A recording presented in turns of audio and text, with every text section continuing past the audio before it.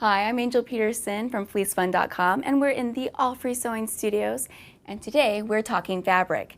I'm discussing the different types of fabric that's out there, their properties, and what you need to know as a sewist to have success with your project. All right, so when it comes to fabrics, this is actually a very small sampling. I'm not even really getting the tip of the iceberg with fabrics, but I want to kind of start to give you thinking about it so you have a general idea of what you're looking for, and especially looking at the properties of fabric when you go to the fabric store to buy it.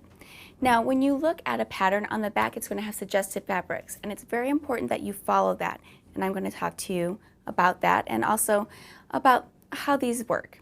Now, typically, you're going to be working with cotton when you begin, and this is where you want to start, is traditional cotton. Basically because it doesn't slip under the needle, it's very easy to work with, and it doesn't have a stretch to it. No stretch. So it's not going to go anywhere while you're sewing with it. It's very important that you wash and dry your cotton before you start with it, so you don't sew one size and end up with another after you wash it the first time. Now, cotton can actually have some variations to it. There's heavier weights, there's like a duck cloth that's a lot heavier. There's also woven fabrics like a muslin. But pretty much those will all work because they don't have that stretch to it.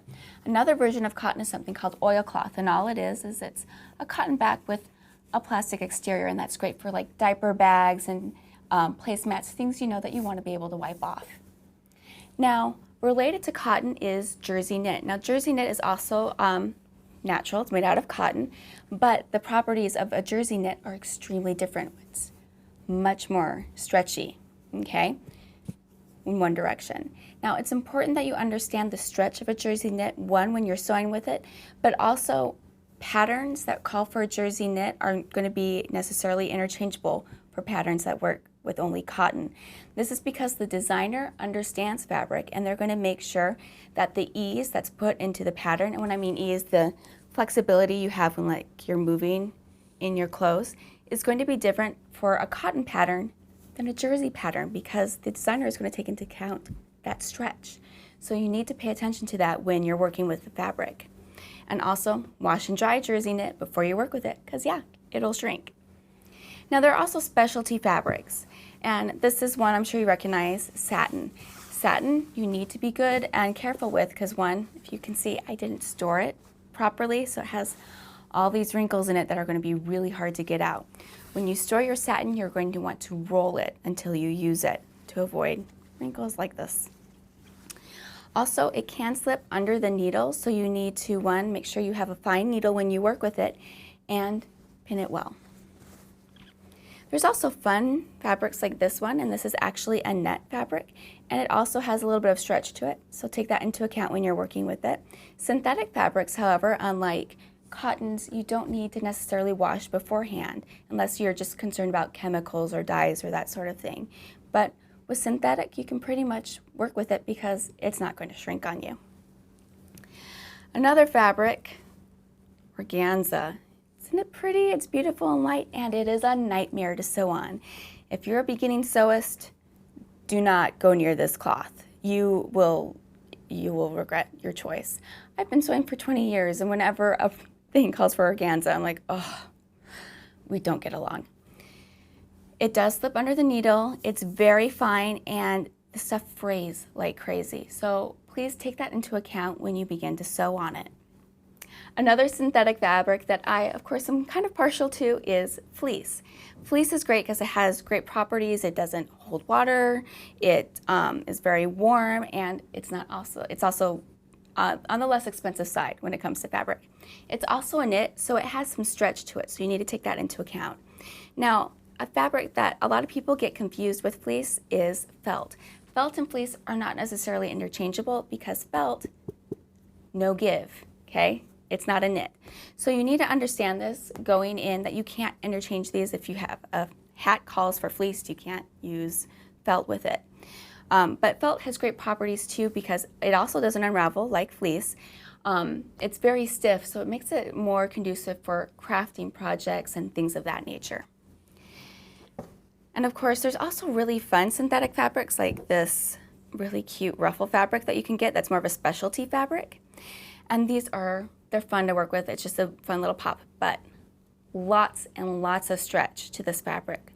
So you need to be careful and be aware of that when you're working with it.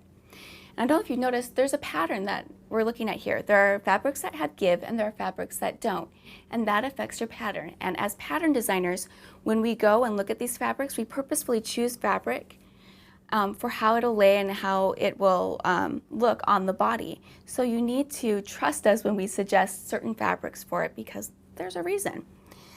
Another synthetic fabric that I really love is Minky. Now Minky it kind of has a furry surface, has a little bit of a pile to it, but it's also got stretch to it, so you need to be aware of that when you're working with it.